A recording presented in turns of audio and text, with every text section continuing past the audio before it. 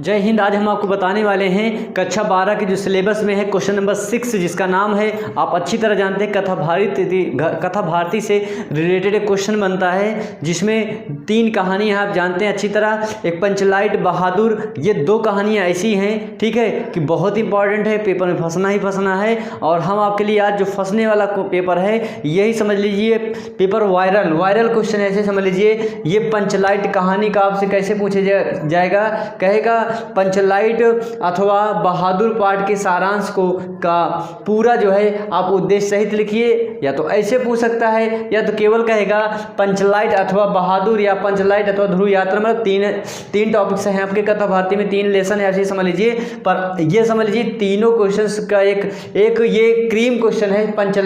पंचलाइट सबसे बेहतर आपका कहानी है, ठीक है, कथा भारती में है, कहाँ है, हिंदी में है। कौन से क्वेश्चन रहेगा? क्वेश्चन नंबर 6, क्वेश्चन नंबर 6, ठीक है। 2 कहानियों का नाम देगा, एक पंचलाइट दे सकता है, पंचलाइट के साथ बहादुर या ध्रुव यात्रा भी कह सकता है। पर हम हमारे उद्देश्य से तीनों कहानियों में सबसे बेहतर कहानी है पंचलाइट, क्योंकि पंचलाइट एक आंचलिक कहानी है। इसमें एक लड़के की पूरी, एक लड़के और एक लड़की की कहानी है, और इसमें एक लैंप लाई जाती है जिसे हम पंचलाइट कहते हैं। ग्रामीण लोग जो वहाँ के लोग जो है कहते हैं, बहुत ही सुंदर और मनोरम कहानी है। अब ये समझ लीजिए, ये कहानी आपने पढ़ लिया, आपको 5 नंबर कोई देने से नहीं रोक सकता दोस्तों। आपको 5 नंबर एकदम फ्री के हैं, जिसे लूटना है लूट लो। देखते हैं कैसे।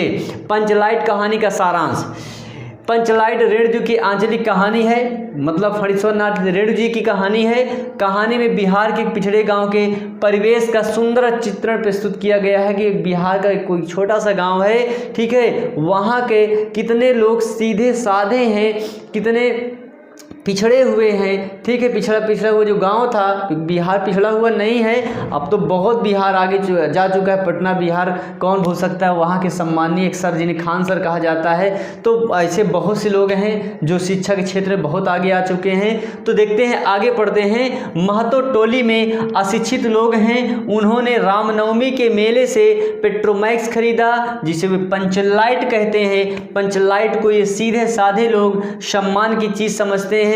पंचलाइट को देखने के लिए टोली के सभी बालक, औरतें और कई मर्द इकट्ठा हो जाते हैं। कोई जब चीज़ गांव में आती है या किसी मोहल्ले में या किसी घर में आती है, तो आप भी देखते हैं, उसे देखने की होड़ लग जाती है, बहुत भीड़ लग जाती है। अरे ये क्या, अरे ये क्या, है ना। जैसे बहुत टाइम पहले जब मोबाइल आया था तो भी बहुत अजीब बात थी, अरे ऐसे बात हो जाएगा, ठीक है। तो बहुत सी चीज़ें हैं। तो उस गाँव में एक पंचलाइट आई, तो उसे देखने के लिए लोग इकट्ठा हो जाते हैं। सभी खुश तो हो जाते हैं, सभी उत्साहित हैं, परंतु समस्या उठती है कि पंचलाइट जलाएगा कौन, ठीक है। ला तो लिया, ठीक है, मोबाइल ला तो लिया एंड्रॉयड, अब इसको चलाएगा कैसे, चलाएंगे कैसे, ठीक है। सीधे साधे लोग पेट्रोमैक्स को जलाना भी नहीं जानते।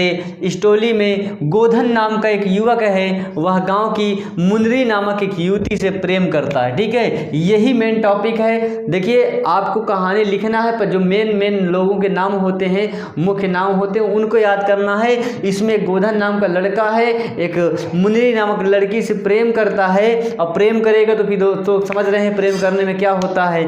फिर आगे पड़ेगी क्या, मुनरी की माँ ने पंचों से गोधन की शिकायत की थी, है ना भाई। मुनरी की मम्मी गई, पंचों से शिकायत कर दी। अभी शिकायत की गई कि वह उसके घर के सामने से सिनेमे का गाना गाकर निकलता है, ठीक है भाई। कौन? गोधन नामक एक युवक है, मुनरी से प्रेम करता है। जब प्रेम करता है तो उसकी माँ को जानकारी हो जाती है। जब जानकारी हो जाती है तो सीधा पंचों के पास जाती है, जैसे आजकल ग्राम प्रधान के पास जाएगा। तो उस टाइम पहले पंच हुआ करते थे, ठीक है। पंच मीन्स 5 लोगों का समूह होता था, वही डिसीजन, वही फैसला लेते थे। गई और बता दिया, भैया जब भी घर से निकलता है तो बस समझ लो गाना, एक सिनेमा वाला गाना चालू कर देता। सिनेमा मीन्स फिल्मी गाने, ठीक है। मैं तो रास्ते से जा रहा था, ऐसे कुछ करके रहा होगा। तो फिर मुनरी की माँ ने पंचों से गोधन की शिकायत की थी कि वह उसके घर के सामने से सिनेमा का गाना गाकर निकलता है। इस कारण पंचों ने उसे जाति से निकाल रखा है, ठीक है। जब भाई अगर आप किसी को विवाह के पहले छेड़खानी करेंगे, क्या अच्छी बात है? नहीं अच्छी बात है, कतई गंदी बात है। तो शिकायत हो गई, तो उन्होंने कहा ऐसा करो, इस गोधन को अपनी बिरादरी से ही निकाल दो, ठीक है, गंदा व्यक्ति है। आगे देखते हैं। मुनरी को पता है कि गोधन पंचलाइट चला सकता है, ठीक है। मुनरी को ये बात पता है कि उसका प्रेमी क्या क्या कर सकता है, सब लोग जानते हैं, ठीक है। एक दूसरे का राग, भाई जो बात गोधन की मुनरी जानती है तो मुनरी भी तो गोधन के बारे में सब कुछ जानती है। तो मुनरी को ये भनक लग गई कि गोधन ये काम कर सकता है, और यदि गोधन ने काम कर दिया, गोधन ने अगर लाइट जला दिया तो पंच भैया खुश, और पंच भैया खुश तो हमारा मामला भी ठीक है।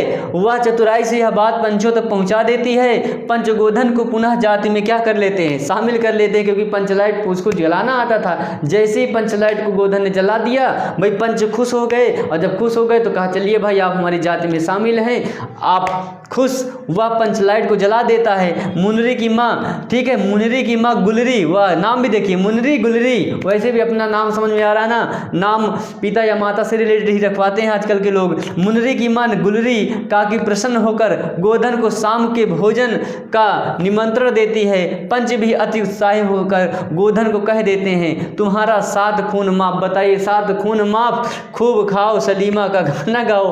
पंचलाइट की रोशनी में लोग भजन कीर्तन करते हैं तथा उत्सव मनाते हैं। देखिए क्या से क्या लाइफ, ठीक है, ये ज़िंदगी कब कहाँ किसकी किस तरह से गुजर जाएगी, किस तरह से वो ये ज़िंदगी में मोड़ आएंगे। देखिए एक बार उसी गोधन को निकाला जाता है, फिर एक बार उसी गोधन को वही पंच जो लोग निकालते हैं। भाई इसलिए आप इस तरह समझा रहे हैं, बुरा मत मानिएगा, क्या ताकि कहानी आपको भूलेगी नहीं, ठीक है, कि इस तरह से समझाया जा रहा था।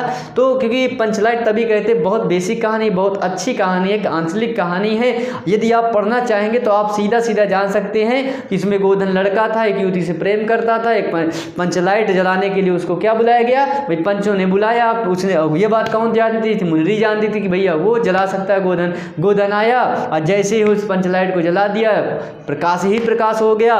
पंच भी खुश, उसकी माँ भी खुश। जब दोनों लोग खुश, ठीक है, तो कहते हैं वो क्या, भाई रात की शाम को भोजन, उसकी माँ जो शिकायत करके करती है कि भाई मेरे रास्ते से जाता, मैं जब भी मोहल्ले से गुजरता है तो गाना गा देता है। गाना कौन सा समझ रहे हैं ना, इस समय जो चल रहा है आप समझ रहे हैं, बहुत अच्छे समझ रहे हैं ना, कि तो तुम्हारा 7 खून माफ, खूब गाओ सलीमा का गाना। पंचलाइट की रोशनी में लोग भजन कीर्तन करते हैं तो मनाते हैं। देखिए बहुत मार्मिक कहानी, बहुत बेहतरीन कहानी, इसे किसी बुरे उद्देश्य से मत ऐड करिए, बहुत ही बेस्ट कहानी है। इसमें ये बताया गया है कि एक व्यक्ति बुरे कार्य करता है तो कोई, भाई बुरे कार्य करोगे तो गलत है, पर आप जब अच्छे कार्य करते हो तो उस बुरे कार्य को भी हटा दिया जाता है। इसीलिए यदि आप गलत कार्य करते हैं तो गलत कार्य को छोड़कर अच्छे कार्य में लग जाइए, आपको हर समाज से इज्जत मिलेगी, सब लोग सम्मान करेंगे। इस कहानी से यही सीख मिलती है। पंचलाइट किसकी कहानी है, फणीश्वरनाथ रेणु जी की कहानी है। तो अब आप यदि आप गलत कार्य करते हैं तो उस कार्य को छोड़कर अच्छे कार्यों में जुट जाइए, ताकि आपका मान सम्मान देश दुनिया गांव घर हर जगह बना रहे। चलिए खैर ये तो बात की बात है। अब हम मिलते हैं आपसे नेक्स्ट वीडियो में, तब तक के लिए जय हिंद।